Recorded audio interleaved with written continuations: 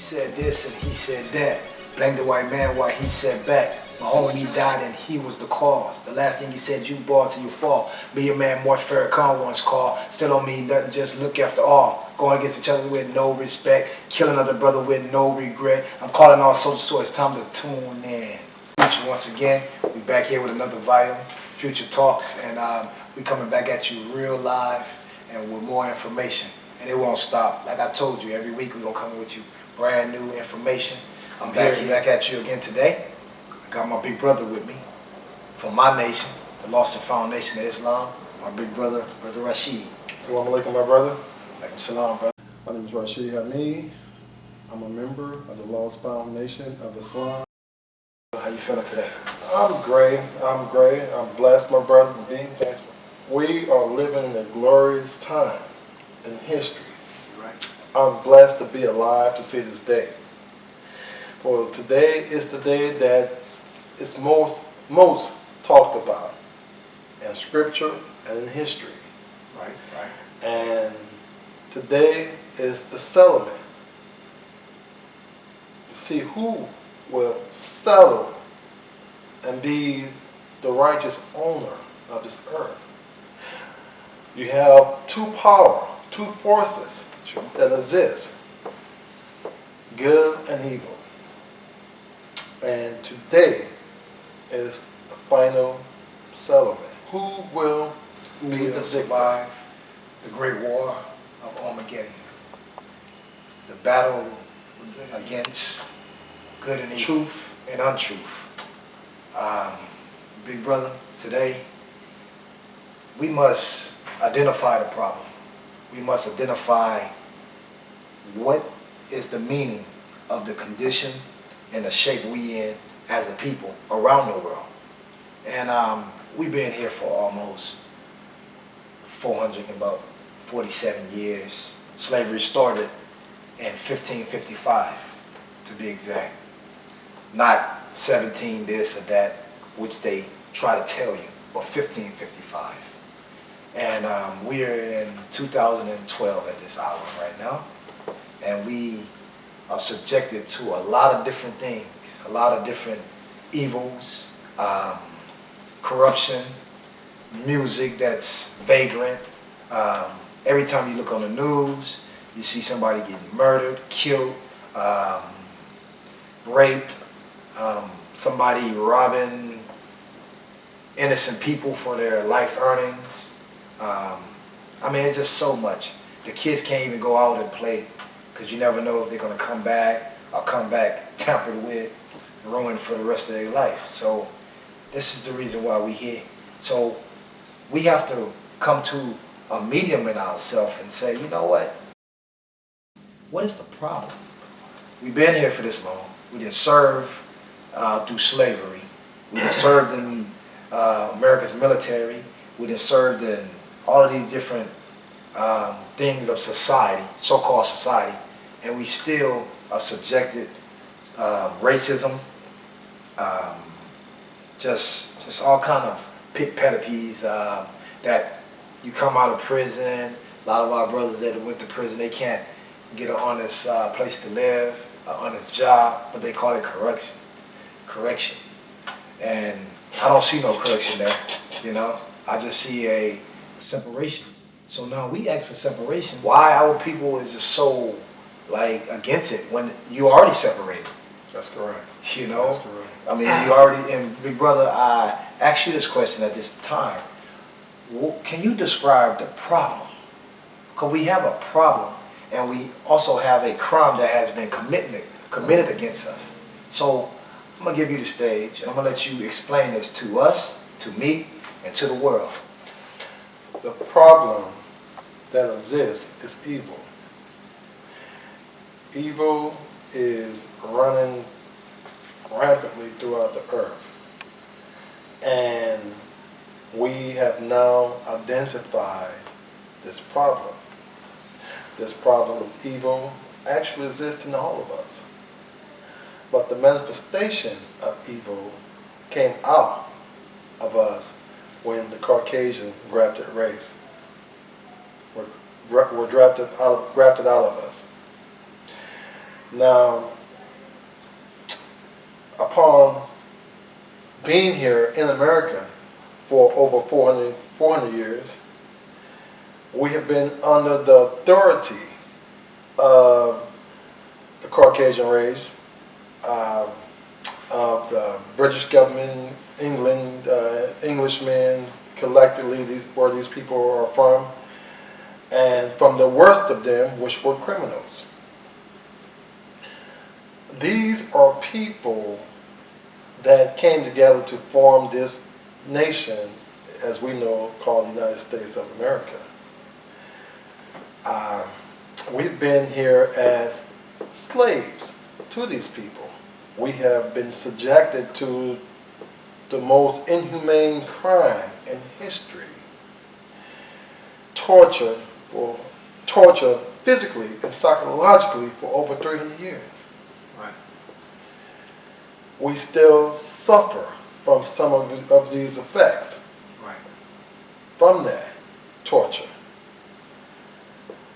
We, as a people, a lost and found people, still carry the illness psychologically and physically from this abuse.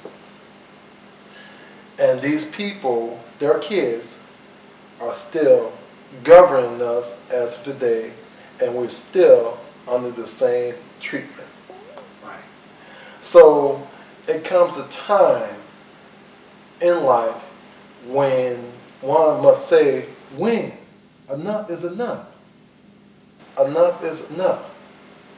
So we have been praying in the Christian churches for Jesus to come back, thinking that Jesus is going to come back from out of his grave and save us and liberate us. And we've been singing these songs and chanting in the churches upon his returning. And we've been doing this since we first landed. But that particular history was taken from us. But majority of us don't realize that when we first landed here, that the Jesus that we were praying for was not the Jesus of the book, but The Jesus, the slave ship. Our people would pray for that slave ship to return. And big brother, I would say to the world, and I would say to all the people, know thyself at this time.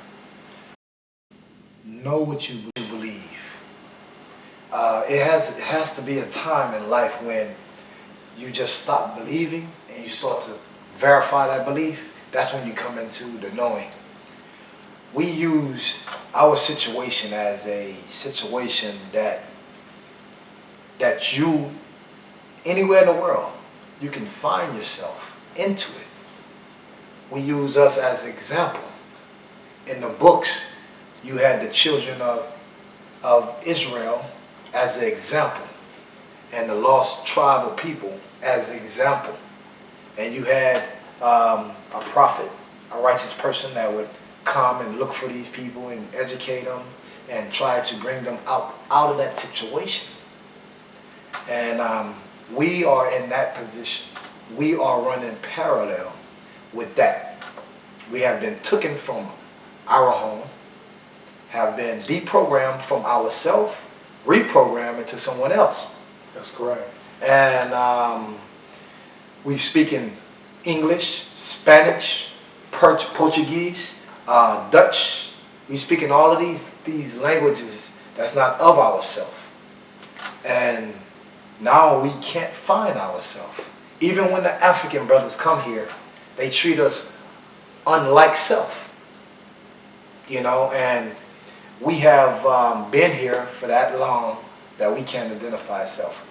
Plus with the help of this government, of these wicked people that has been putting their mark on us, we have been disconnected.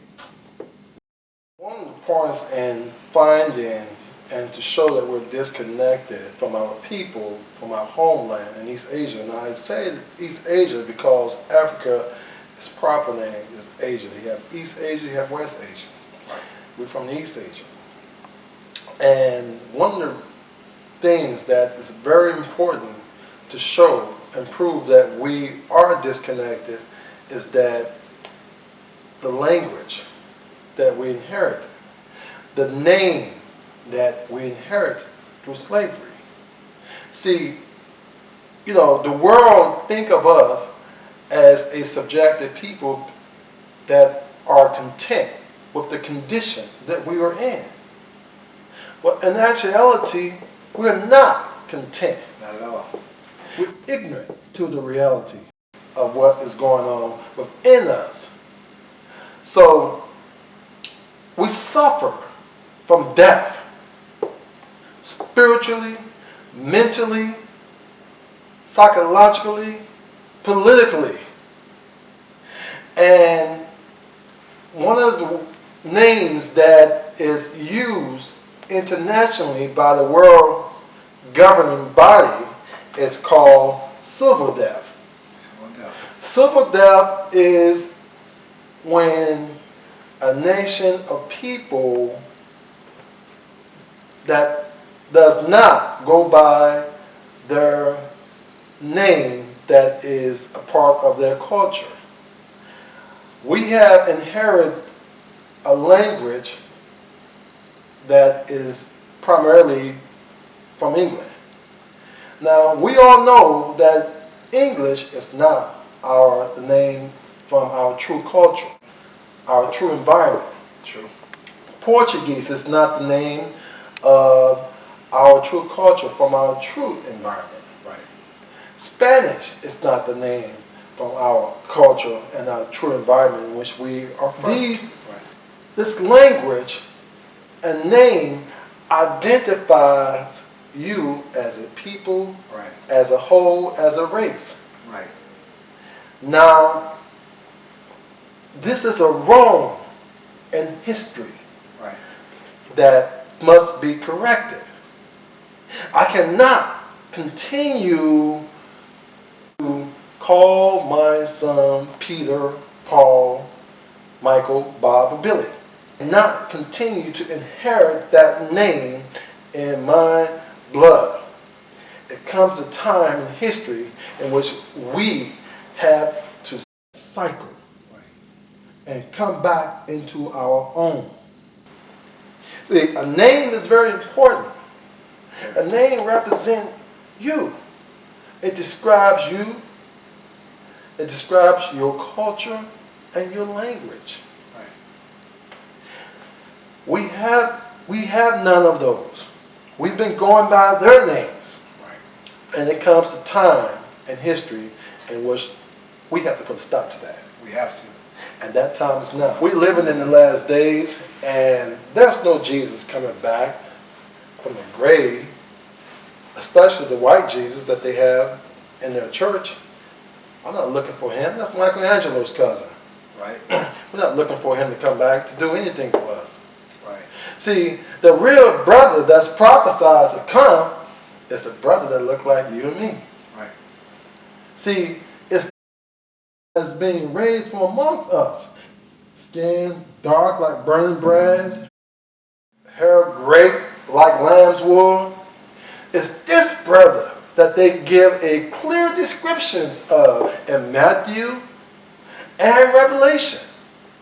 Yeah. See, they never gave a description of a Caucasian man with stringy hair and blue eyes, with a beard. Right. They never say this is the man that we need to be looking out for, but yet we praise this man. Right. So I'm not looking for a Caucasian man to come and do anything for me. And I'm not wait certainly for a dead man to rise up physically out of his grave. Right. It's not going to happen. So we're going to take control of the situation and do whatever it is that we have to do to save us and our Ted, people. we ask all of our people, wake up, study. Don't study with a closed eye. Study with an all-seeing eye. Study. Don't just go off what somebody told you. Or just because grandmother and grandmother and grandmother told grandmother and told you. Maybe they could have been wrong because they was taught by the same people that's teaching us now. That's teaching our kids now. That's teaching the whole school system, and the school system is failing. because kids are living in a cyber world right now where they can go on the internet and there's more things that is more appetizing to them because they don't know themselves. They're lost in it. So I ask all of my people, wake up. Wake up from the slave teachings. That's right. Wake up from the Willie Lynch syndrome. That's correct. Stop thinking you're different. Yeah, you're different. You're not yourself. Of course, you're different. But you got to remember, as unity, meaning when I say unity, I don't mean you have to be like everybody. You still can have your individuality, but we have to have one goal. And that one goal could be, we want something for ourselves. We want something better. We want to have an equal opportunity. We want to have justice. We want to have our name on something that's around the world. We want to have a nation. We don't produce anything, but we are the most exploited culture of people in the whole world. Our music, our style.